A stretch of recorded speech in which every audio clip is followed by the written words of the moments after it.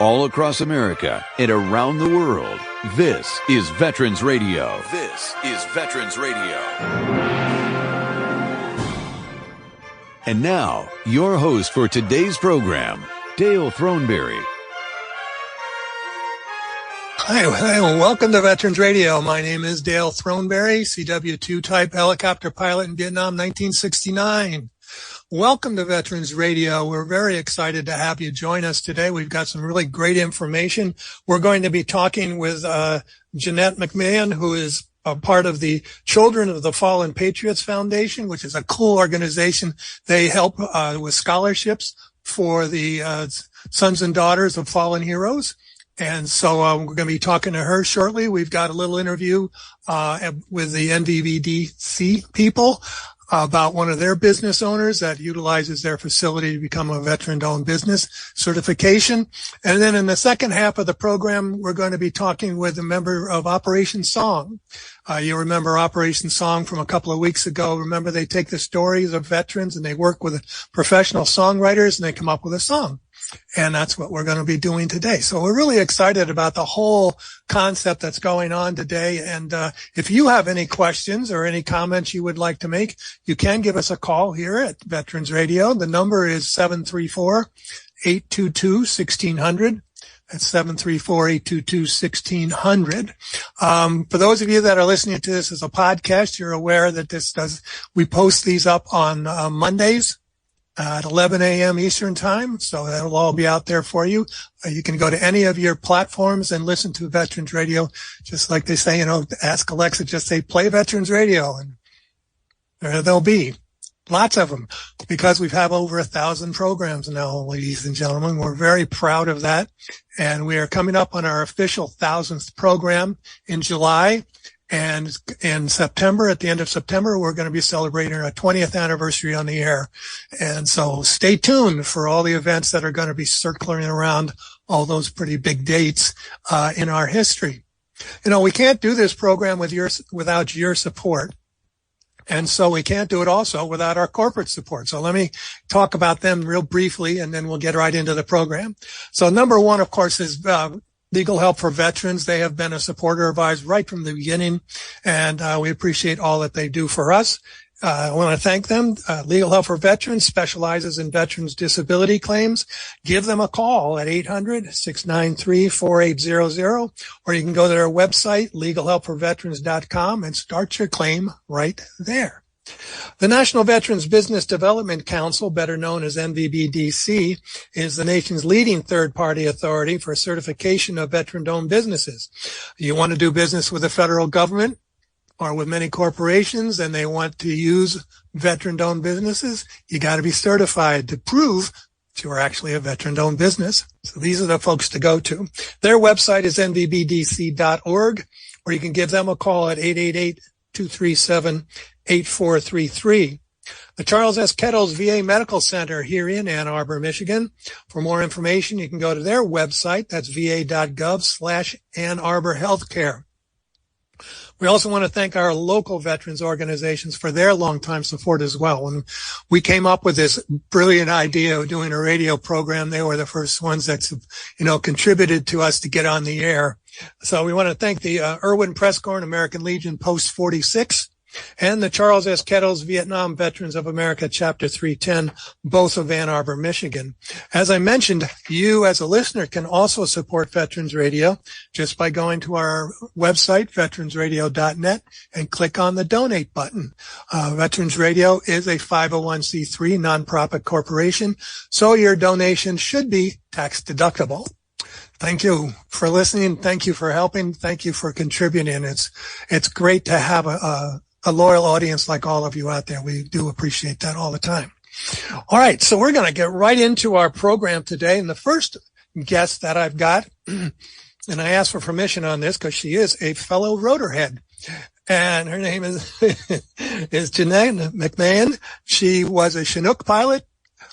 She retires from the military as a colonel. I have to be nice. So all this, but she's also the program director for Children of the Fallen Patriots Foundation. And they, as I mentioned earlier, they provide funding for the children of fallen heroes and fallen veterans. And I want to welcome her. Jeanette, welcome to Veterans Radio. Well, thank you, Dale. I appreciate being here, and thank you so much for inviting me today.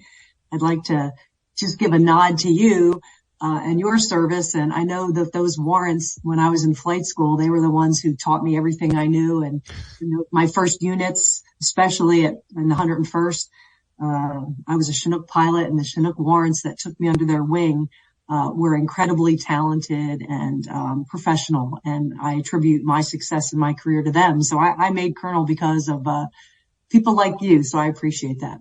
Well, thank you very much. Warrant officers are specialists, so to speak, super specialists. That was it. You had all that command responsibility. We had none of that. So, so I admire everything that you did in addition to being a pilot, going along there. So you spent how long in the service? Well, I was in the military myself, in the Army, 27 years. And, while I was at my first assignment, I met my husband, Mike McMahon, who we shared 17 years together. He was a CAV pilot, and I was a Chinook pilot, and we were able to share 17 years together, had 3 boys. And then sadly, unfortunately, I lost him in Afghanistan. He was commanding the 3/4 CAV squadron out of the 25th ID. And unfortunately, he was lost. He was a passenger in the back of a charter flight that was flying between Bagram and Farah. And unfortunately, the pilots got disoriented in the mountains and crashed. So yeah, it was sad. And certainly, here I had planned this, family support group for all of the families, and was, kind of shocked at being the one that was actually being supported in the end. But, thank God for family and for the support of the military families, that really, helped me to get through that time. And, that I tell people that, the 10 years of raising my kids, as a single mom was the hardest thing I did. I went to West Point. I spent 27 years in the Army in a non-traditional women's role. And, but raising those kids, on my own was the hardest thing I did. So I certainly have a new appreciation for these single moms out there trying to make a go of it. I can only imagine. I'm very, very obviously sorry for your loss. It had to be a traumatic event, not only losing your husband, but also losing the father for the 3 boys. As you said, you spent 10 years raising them and going through, now what do I do? Right. Yeah. So how did you get involved with the children of the fallen patriots? Yeah, well, it was actually almost by accident. My son was graduating from high school, and the speaker was General Petraeus, and he wound up, realizing that we were there, and I got an opportunity to meet him and his wife, and his wife was one of the founding members of the board of directors of Children of Fallen Patriots. And, she suggested that I sign the boys up. And at first I thought, no, we're fine. We were officers, and there are definitely people out there who need this support, beyond me, and she looked at me and she said, you don't understand. Your husband sacrificed for our country, and the people who have given to Children of Fallen Patriots, they want your children to go to college, and they want all of these children who lost a parent in service to their country to go to college and not have to worry about this. And it was so healing for me to hear that, that it was like, it just was so helpful for me to get beyond my grief, knowing emotionally that, really America was behind me and supporting me in my loss, and honoring Mike in his sacrifice and looking out for our children. And I have to credit, the founders of Children of Fallen Patriots, David and Cynthia Kim. David was a field artillery officer who served in Panama during that conflict. And during that conflict, Sergeant Delaney Gibbs was killed. And he had a young wife and a young baby girl. And David wondered for years, how is this girl going to get through college? And And so he decided to start up a foundation that is, similar to you, is now 20. We just celebrated our 20th anniversary. And we've grown to the point where we support children of all services. Any child that's lost a parent, that's service connected. And so what we do is we approach, these children, these families come to us, and we make sure that they get like the VA benefits that they're entitled to, and any other potential private, scholarships that are out there. And then we fund the rest. And what's great about our organization is we don't have a limit or a threshold, because we want to honor these kids. We want to support them like their parents would, if they can get into an Ivy League school, or if they're going to go to a trade school, whatever their level of their capability is, we want to support them as best we can. So we don't put any limits on or thresholds on that, what school they can get into. That's awesome. I think that is great. We are talking with Jeanette McMahon. She's a development officer for the Children of Fallen Patriots Foundation. And as she was just describing, they provide funding for surviving children to go wherever they need to go, wherever they can get into, you survive. And is there a limit as to how much they can receive, or is No, that's cool. They can get into Harvard. We're going to assist that. We're going to fund that. And it's what we found is there's no central repository or central database anywhere that lists these children or these families. It should be protected information. So what we've had to do over the years is we've developed relationships with other organizations, other, approved veteran service organizations, and the military, casualty offices. Because now the military has the ability to ask the surviving spouses if they can share their email information for vetted VSOs, of which we're a part of, and then they can reach out to us. They now have our information. They can reach out to us. Sometimes if it's a single mom and she's got very young kids, she's not thinking about college, so she might not reach out to us. So it's great to be able to come on a show like this and talk about this and get the word out for, maybe moms who went back to their hometown or to where their parents lived. They're not near the military base, and they don't realize that this type of service and this benefit is out there for them. So it's great to be able to, get this word out. We know we've done some studies, and we know there are a little over 25,000 children that fall in this category of being eligible for these services. We have about half of those in our database. So we're still working to find the rest. And then we're also working as those children age into the college eligible age. That's when we start funding them. That's when we start reaching out. So Okay. One thing about our organization too is that we hire Gold Star children ourselves. So our scholarship administrators who work with these families have been through the experience of losing their parent. They've gone to school on our scholarships, and then they come to work for us. And we, in essence, we provide mentoring and counseling for these kids to help them, process whatever they need to talk about.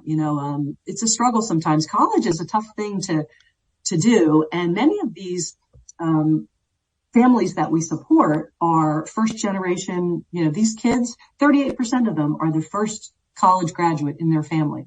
33% are minorities.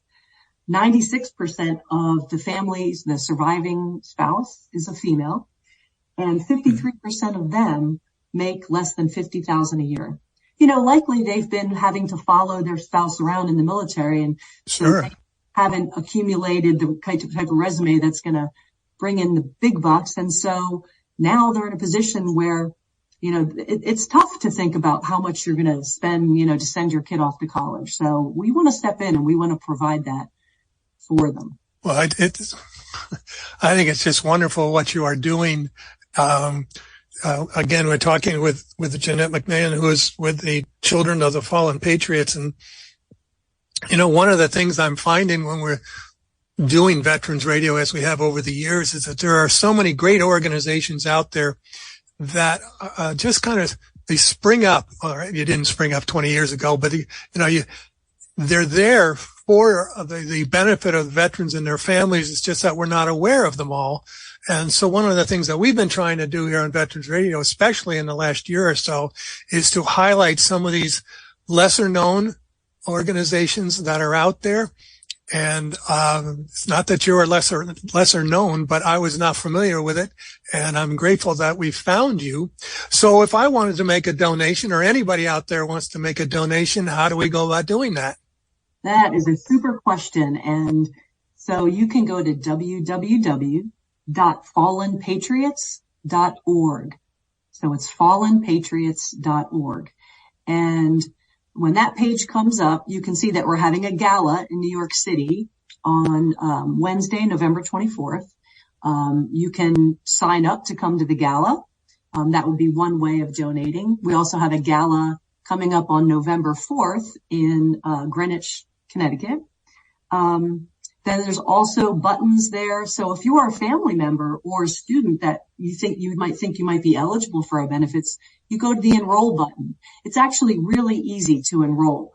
You just have to provide a little bit of information, and then we'll actually reach out to you and we'll walk you through the process. If you want to donate, there's a donate button. Lots of ways to kind of get involved and help out. Where are you located? We're actually all over. We support children in all states. We have kind of a, if you will, a remote warehouse office in the Virginia area, but we all work remotely. And so we cover, students in all states. I think that's great. I just think it's great. I want to thank you so very much, Jeanette, for being on the program. Thank you for your service, obviously. Not too many times I run into Chinook pilots. Well, that's not the right term. I don't want to run into a Chinook. But it's always great to talk to other pilots of, rotary aircraft. Let's put it that way. It's, something that we all have in common, because we've all been, what in the world am I doing here? But thank you. And I want to make sure to our audience again that you go to their website. It's fallenpatriots.org. And you can make a donation, or you can find out more about the organization, or maybe you want to get involved with the organization. And in today's world, you don't have to be anywhere. You can just participate from anywhere in the world, it seems like, which is exactly what we're doing right now. So we will be having information ourselves on our website at veteransradio.net. And I encourage you to go to theirs and help them out. You can never have too much money for scholarships. That is true. Thank you so much, Dale. And we appreciate being a part of your program and celebrating those 20 years together. So Veterans for Children of Fallen Patriots. Woo! Yes. All right. Thank you very much. Okay. We're going to go into a next interview right now. And this is a pre-recorded interview that we did, that Jim Falsone did with Bill Currence. And Bill is a veteran-owned business, and he's a participant and a member of the NVBDC. So I think we've got that queued up. So we're going to go to that right away. And then after the Medal of Honor segment, when we get back live, we're going to be talking with Operation Song. So here we go. Here is NVBDC. Welcome. I am Jim Falsone, and this is Veterans Radio's Spotlight on the National Veteran Business Development Council, known as NVBDC. This is a partnership, really, between Veterans Radio and NVBDC. NVBDC is the nation's leading third-party authority for certification of veteran-owned businesses of all sizes. This was established in 2013. It's a 501c3, and NVBDC addresses the growing need to identify and certify both service-disabled and veteran-owned businesses for the corporate or commercial marketplace, as well as government work. NVBDC administers a rigorous certification process designed to withstand the scrutiny of governmental and corporate entities seeking to utilize certified veteran-owned businesses. And we want to welcome to Veterans Radio today Bill Currence, who's one of those guys who went through the certification process. Bill, welcome to Veterans Radio. Thanks, Jim. Appreciate you having me on. Well, Bill is the president and managing partner of Cornerstone Consulting Organization, sometimes referred to as CCO Consulting. I believe you're headquartered down in Tampa, Florida. Actually, we have three companies, Jim, that we own under CCO Capital. One is CCO that you just mentioned. We're actually kind of an anti-consulting company. We were, being a veteran-owned company, we get in the foxhole and we actually, instead of pontificate like a lot of consultants, we actually go out and do. And we help our companies, our clients win the battle. We have a second company. It is down in Florida. That's PSS, Premier Staffing. They are also a proud member of the NVBDC. And underneath their umbrella, there's a third company, Interim HR. So the Premier Staffing, PSS, is what they go by, does general staffing from technical staffing, strike prevention staffing on down to just regular staffing like you would have in your Manpower or Decos or similar companies like that. And then the Interim HR or IHR does placements. So we do from anything from the CEO level of various companies all the way down to technical resources. So I guess there's kind of a 3-in-1 bundle here and all very, very proud members of the NVBDC, Jim. Well, it's very interesting, the growth here. And I look at primarily CCO, the consulting or anti-consulting, and really like the concept because as military folk, and I should mention that Bill graduated from the United States Military Academy at West Point in 1993. He served both active and reserve duty till about 2003 and subsequently picked up his master's degree, MBA, in about 2002. But what I liked, Bill, about your anti-consulting company, and I watched some of the videos, you get in there and talk about, we're not just going to write you a report and put it on the shelf. We're going to get into the foxhole with you and down on the plant floor and figure out what needs to be done. So it seems like a little bit different set of experiences and deliverables, maybe from your background in industry, but also maybe from some time in the Army. Exactly right. Well, I was a tanker, so I wasn't a ground pounder like 11 Bravos, but spent a lot of time with them. But, the war, whether you're a tanker or you're combat arms, is won in the trenches, and you have to go out and fight the battle. So what we decided to do, and I spent a good bit of my time in corporate America working for large companies, and not to criticize them at all, but there was oftentimes consultants brought in to basically outline what we already knew was wrong, give us a real, pretty PowerPoint presentation, a really big fee, and say, hey, here's what you need to do to go fix it. And we were like, hey, no, what we need to do. Wait a minute, that's what we wanted you guys for. we need additional calories or additional energy or additional warriors on the field to help us go, get significant force on mass and, on objective here, force on objective. And so that's what we provide. We, my partner, who is not a military member that started this with me, Scott Wozniak, and I have a very similar mindset. And then Chris Ostrander, who's a 1991 grad of the Academy. He was the former president of Cooper Tire and CEO of AP Exhaust, joined us 2 years later in 2017. And we said, hey, we've got to design something different here to be able to help our clients in times of need. So although we're in the consulting space, essentially we provide subject matter experts, whether it's injection molding, CNC programming, stamping, die casting, any type of assembly, robotics automation. We have a bunch of skilled experts. And here's another hit for the, a thumbs up for the NVBDC. They have helped us grow so much, just the connections that we have, that we are now a corporate sponsor along with being a proud member for our companies. And they have a database which has helped us grow of technical experts coming out of the military. So I do want to get it on record here, Jim. Anybody with a technical career, mechanic, robotics, systems, anybody transitioning, I would definitely look at, if you want to make a single shingle or your own business, get with the NVBDC that can help and get in their database. And also, to contact us direct, because many of our folks that we use are veterans, and a lot of that comes from the database in the NVBDC. So, yeah, we got warriors that go out and actually get the job done. Well, you jumped ahead of me a little bit, which is great, some of the value of being with NVBDC. But talk to me a little bit about the decision to go ahead and get certified and the process in doing that. We were one of the early adapters. I think we were year 2 or year 3. And we had a tremendous amount of frustration, not to beat the government processes up, but everybody knows it's very bureaucratic. We got our VCE certification, but it just seemed like there was a lot of fraud going on out there. Anybody could just claim or make up stuff that they were a veteran-owned company. And that made the competition, a lot more wonky. I mean, we saw anything from like somebody, adds a veteran to a board and said, hey, we're veteran-owned, that doesn't interact with the business, to, just some really weird stuff that we saw with other investors taking advantage, or even going online. I mean, you could go online and fake a copy of a DD-214.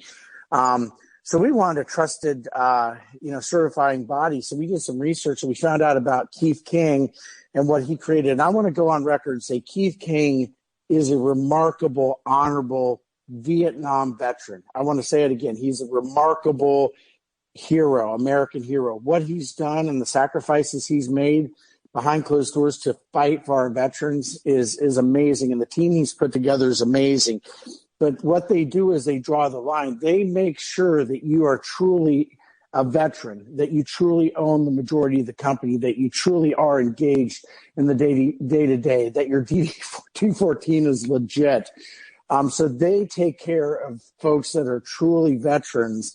And because he's done the right thing, taken the harder path than the easier wrong path that a lot of these certifying bodies have done, he has now became, not Keith, but the NVBDC has become the nation's largest certifying body. And they help on both ends. They help corporate sponsors be able to, access legitimate veteran-owned companies of value, and those folks that will go out there who have fought wars, who sacrificed for a nation to help give back. And also gateway the veterans to massive companies, Walmart, Chase, Ford, GM. So it's a wonderful organization. So I do want to give a plug in for them and what they've been able to do. And again, for us, it's been extremely beneficial to have this relationship. And what we're doing also is it works both ways, Jim. So we are now bringing some very large, iconic American companies like PACCAR, which is Kenworth and Peterbilt. They are so good at supporting vets. Not a member of the NVBDC yet, but they're going to be engaging as a big time member. Mercedes US, MBUSI, Mercedes-Benz US International.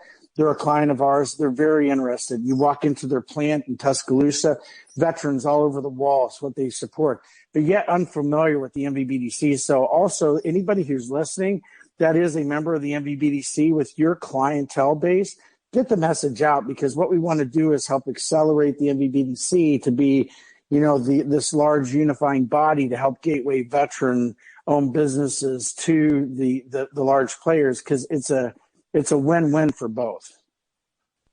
The Medal of Honor is the highest award for valor in combat given a member of the Armed Forces of the United States.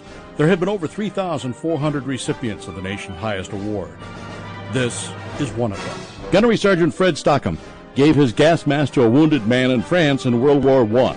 Details after this. If you have a VA claim denied by the Board of Veterans' Appeals, contact Legal Help for Veterans at 1-800-693-4800. They're experts in handling cases before the U.S. Court of Appeals for Veterans Claims. Their number again, 1-800-693-4800. During an intense enemy bombardment with high explosive and gas shells which wounded or killed many members of the company, Stockham, upon noticing that the gas mask of a wounded comrade was shot away, without hesitation, removed his own gas mask and insisted upon giving it to the wounded man, well knowing that the effects of the gas would be fatal to himself. He continued with undaunted courage and valor to direct and assist in the evacuation of the wounded until he collapsed from the effects of gas, dying a few days later. The Medal of Honor series is a production of Veterans Radio. You know you don't have to wear your PT gear anymore, right? It's comfortable. So how's civilian life treating you? It's fine. When I got out, I didn't want to admit that there was anything wrong because it felt like a failure. And then I realized, like, there's nothing to be ashamed of. So I started talking to someone. Maybe you are fine. But if you're not, it's okay. Thank you. If you or a veteran you know needs support, don't wait. Reach out. Find resources at va.gov/reach.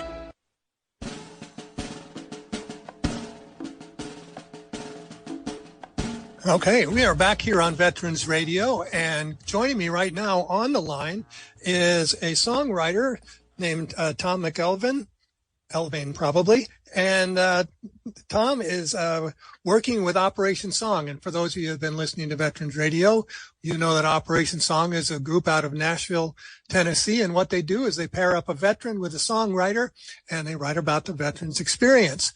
Well, Tom is the songwriter today. So, Tom, welcome to Veterans Radio. Thanks for having me. I'm really excited to talk with you, and as I am with all the songwriters that I've had the privilege of speaking with here on Veterans Radio.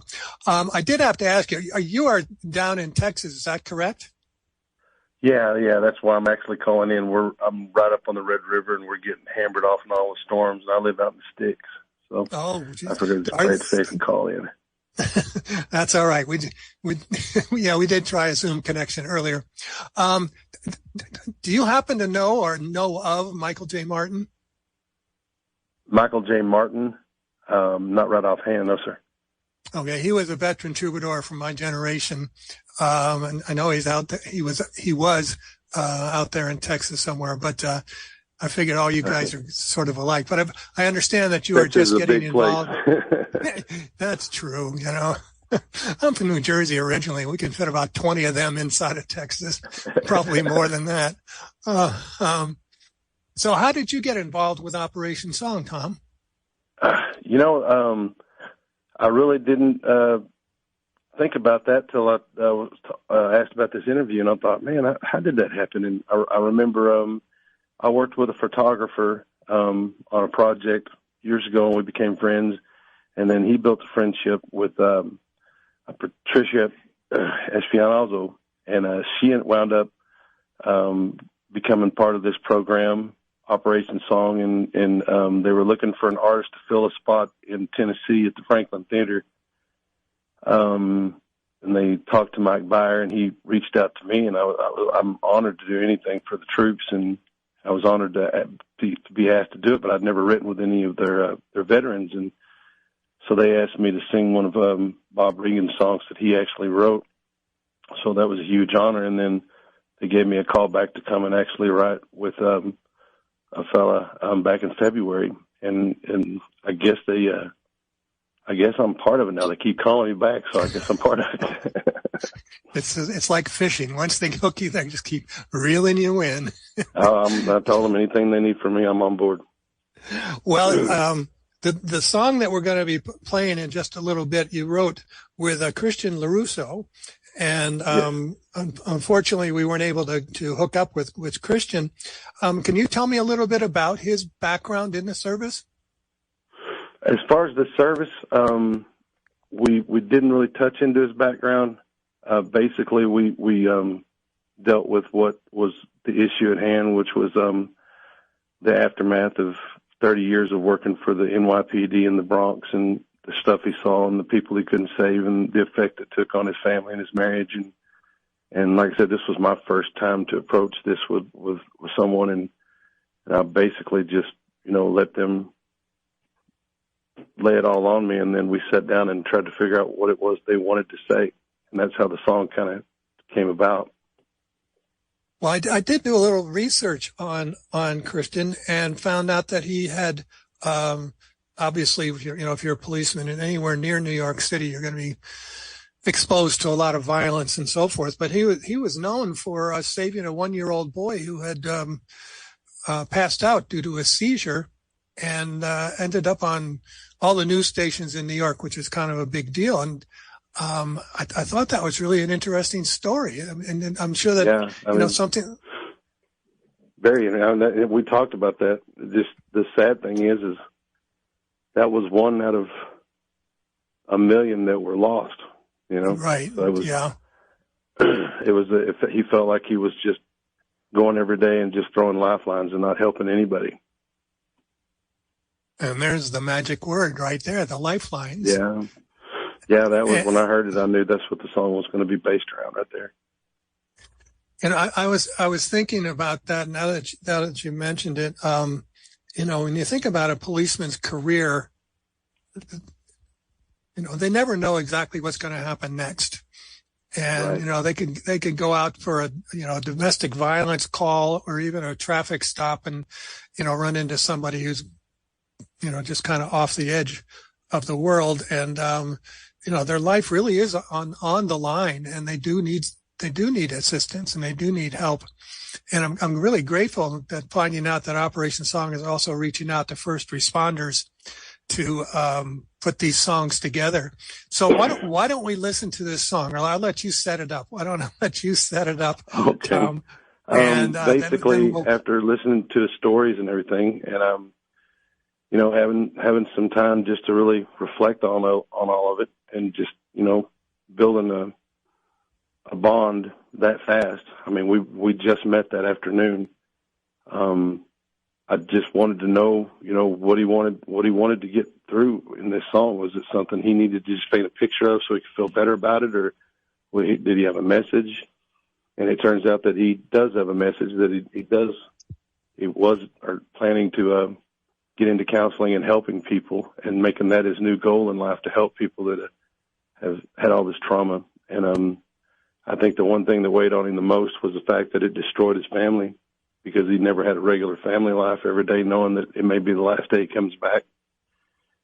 And so I tried to paint a picture of, you know, him leaving the house and going off into it every day, and how everyone around you can't see the coat of paint you're putting on yourself every day to cover you up from everything, until all of a sudden you just don't seem to connect or click with anybody else around you. So in the best way I could, crafted this song together for him. Why don't we play the song, and then when we come back, we can talk about it. So the song is entitled Lifelines, by Tom McLean, and you sing it as well. Are you the singer as well, aren't you? Yes, sir. Yes, sir. I wrote it and sang it. We pretty much recorded it all right there that day when we did everything.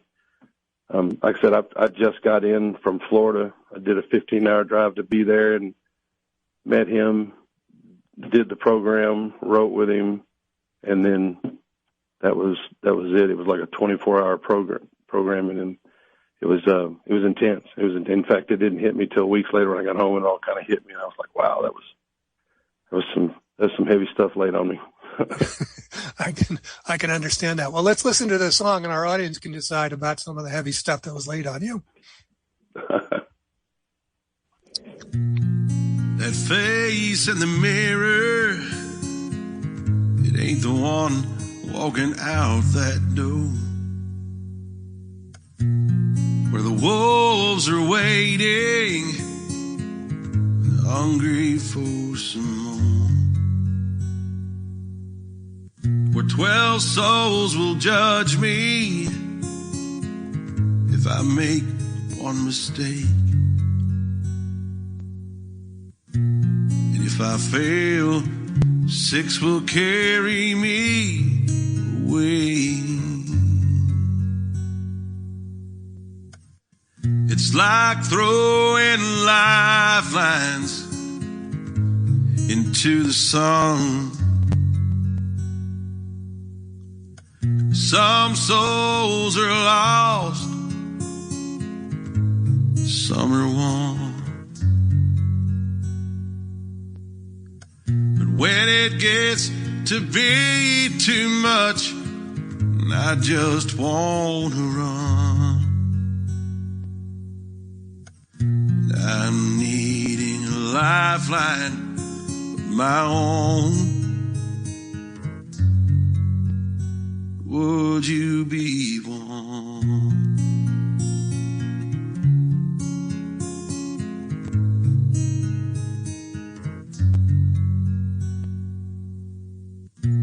I've seen the last minutes of way too many lives.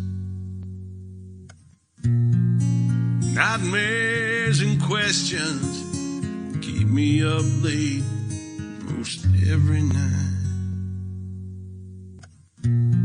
Laughter all around me, feeling of my happy home. But it's hard to fake a smile when you know it's time to go.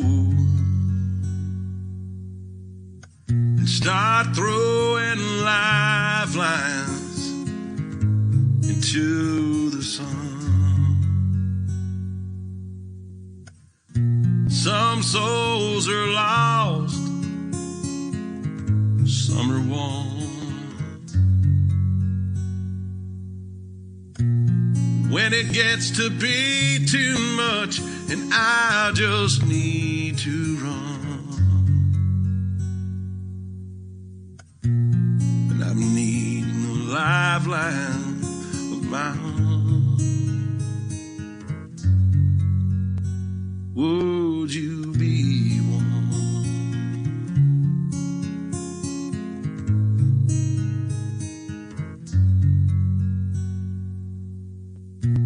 It's like throwing lifelines into the sun. Some souls get lost and some souls are won. When it gets to be too much, I just need to run. And I'm needing a lifeline of my own. Would you be one?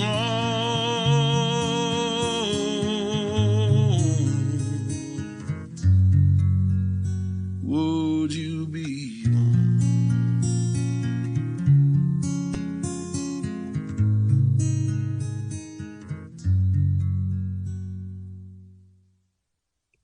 Okay, that was Lifeline.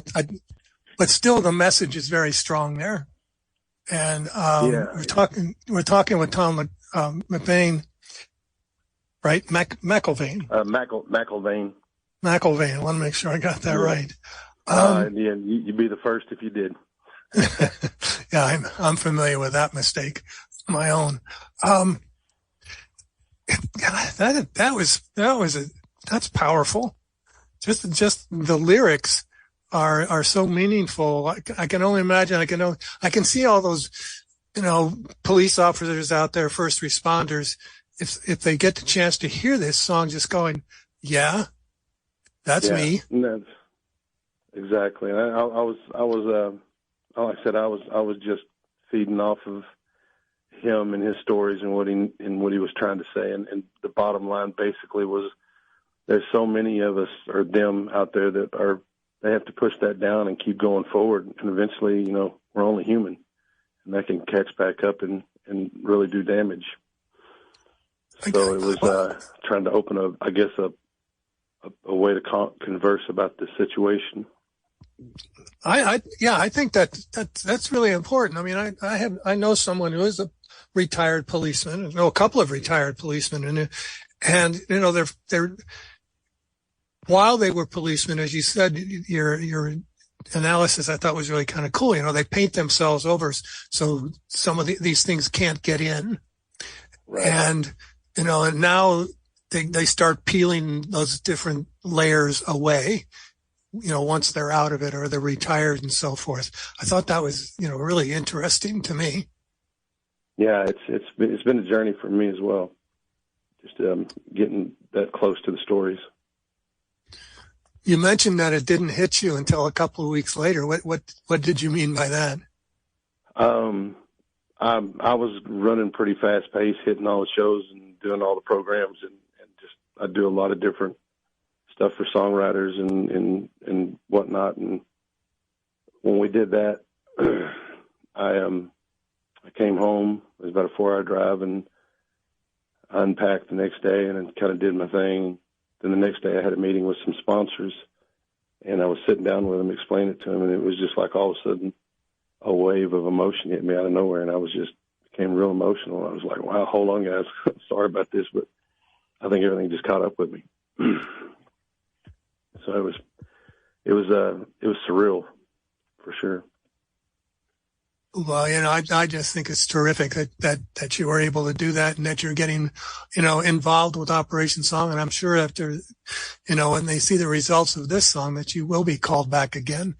I think I've actually got a program in a couple of weeks that I'm going to go do back at the same program down in Bandera at Warrior's Heart for them. So, okay, looking forward to that. Well, you've been writing some music for a long time, haven't you? Yeah, about 20 years. I'm just now starting to get the hang of it, but yeah, I know what you mean. No, I did a lot of honky tonking and playing music and, living the life for 15, 20 years. And then a buddy of mine took off that I was running with, and I ended up getting some songs with him, and they got me in to start writing with other artists. And now I'm just touring around for content and meeting people and enjoying life, but I'm writing for these younger artists and whatnot. I thought it was interesting.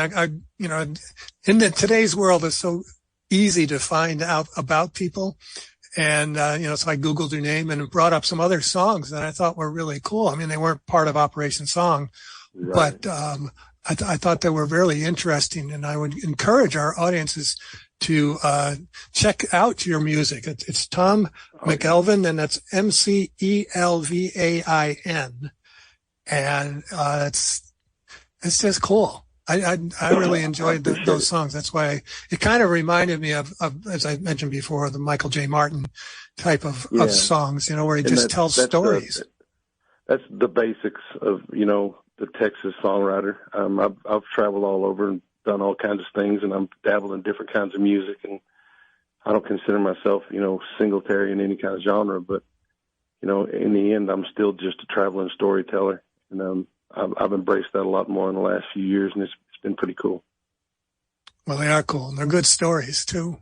I'm really happy that you're going to become more and more involved with Operation Song, and I want to thank you so very much for being on Veterans Radio today and sharing Lifelines with us. For the audience, if you want to listen to Lifelines, and probably a nice clean version of it, go to Operation Song, and it's right there on their main page. It talks about their event that they held, in February? Yep, February. We had, I think, 7 songs written that day, and they were all incredible songs. It's amazing. It really is amazing. It's an organization that you, as listeners out there, you can donate money to, and you can order their songs. And they have songs about everything. They have songs about, today's is first responder, but they have Gold Star families. They have women veterans and younger veterans, older veterans. Everything is in there, and the music is just fantastic. And it's all, in today's world, it's all true. It's all based on actual true stories. That's what I find so interesting. Yeah, me too. And when I first got approached about it, obviously I wanted to know more, to know what I was getting into and everything, and knowing, the logistics of what was going on with the songs and the sales and all that. And there's no profit. It all goes to take care of the camps and programs where they can put the people and us together, so we can sit and have these talks and have lunches and write these songs. And the brotherhood was intense. I come from a long history of military, but I couldn't get in that scoliosis back in '88 or something like that. And I always felt like I missed on that brotherhood. And being a part of this has really filled that hole for me and just given me a way to give back. So it's really important to me, this whole program is. Well, I think it's great. I think it's great. And I want to thank you so very much for being on the program, Tom. And again, I encourage our audiences to go to operationsong.org. You'll find just beautiful music and beautiful stories. By beautiful people. Yeah, they are. They're incredible people. That's for darn sure. Thank you very much, Tom McElvain. We'll have you back on again. That's cool. I'm German Irish, so I don't like myself at all. That's true. Just to remind our audience that we are going to be featuring songwriters and veterans from Operation Song, the first Sunday of every month. And so make sure that you tune in June and find out who we've got on and what the music is going to be all about. But again, of course, I encourage you to go there to their website, operationsong.org, and, support them as much as you can. I think there are so many organizations out there. And of course, we're also asking for sponsorships and so forth ourselves. But, you can take it, divide it up a little bit. And, give them some, give us some, give the Fallen Patriots a lot, because they're, the programs that they're involved with is just, are just awesome. And I want to thank Jeanette for being on the program and telling us all about the organization, the Children of Fallen Patriots. It's cool. And thank to Jim Falsone and his interview with Bill Currence, for the NVBDC. This organization is helping veterans businesses. You could hear Bill's excitement level growing about talking about, working with NVBDC and the connections that he's making with them all the time, helping their businesses grow. So if you are a young or even old, young veteran-owned business, you ought to check those things out. I think you'll find them very interesting and very helpful. Excuse me. Next week, our program is going to be on Mother's Day. And so we've got, Jim Falsone will be having that program. And then we'll be back at the end of the, a month with our benefits program, and probably a combination of a benefits program, Memorial Day program at the end of the month. Mark your calendars. I got 2 dates for you, folks. July 9th is going to be our 1000th program. And September 30th, I'll be corrected if that's wrong. We are going to have our annual fundraiser, Radio on the River, and it's also going to be our 20th anniversary celebration. So because of all of you, we've been able to do this for 20 years. Because of you, because of the 3 other partners that I had to start this whole thing, Gary Lilly, Ken Rogie, Bob Gould. We couldn't do this without your help and without those 3 individuals helping me put this whole idea together. We're going to go out on a song today that I think is really interesting. Obviously, I've been playing it a couple of times over the last couple of programs. And it is God Bless America. So let me give you a little bit of background on God Bless America, because I did not know this. We all know the song from Kate Smith, and we have played that many times here on Veterans Radio, trying to convince people to listen to the song, because it always brings a tear to my eye. I can remember seeing Bob every time we would play it, raising his hands, and just, it always cheers you up. The quick version of this is that the story behind God Bless America is that this simple 1-verse song was written by Irving Berlin, and it became an overnight hit. He said it's not a song necessarily. It's not a patriotic song. It's a song that is an expression of gratitude to what this country has done for its citizens and what home really means. Today, many Americans consider God Bless America an unofficial national anthem of the United States. This was originally written right at the end of World War I. But Kate Smith asked for a song during the 1930s, and she said, I need a patriotic song. So he went back and dug this out, and she sang it on the radio for the first time, and it's gone from there.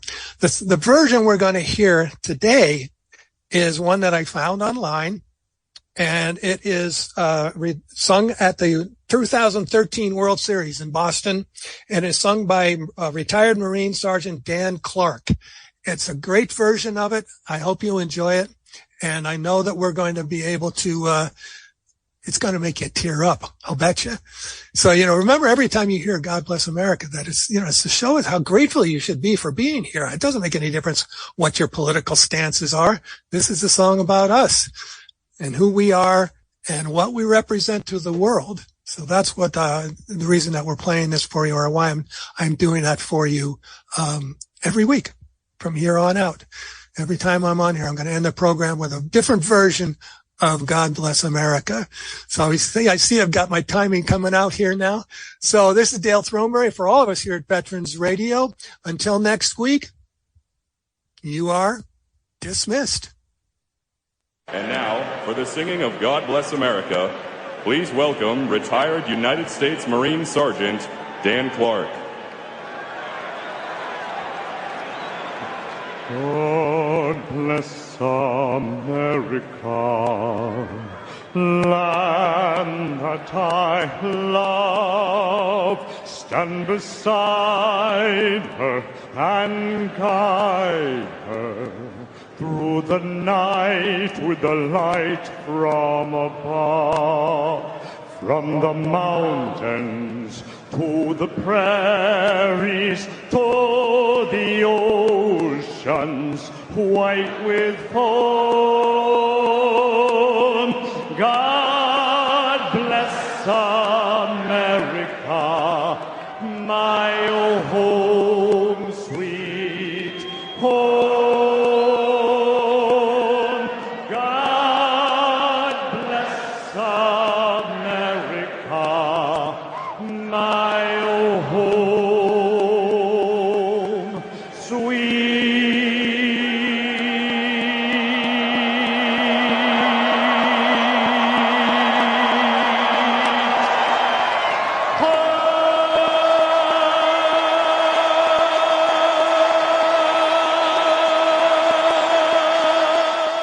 Judy was boring. Hello. Then Judy discovered ChumbaCasino.com. It's my little escape. Now Judy's the life of the party. Oh, baby, mama's bringing home the bacon. Whoa, take it easy, Judy. The Chumba life is for everybody. So go to ChumbaCasino.com and play over 100 casino-style games. Join today and play for free for your chance to redeem some serious prizes. ChumbaCasino.com. No purchase necessary. Void where prohibited by law. 18+ terms and conditions apply. See website for details.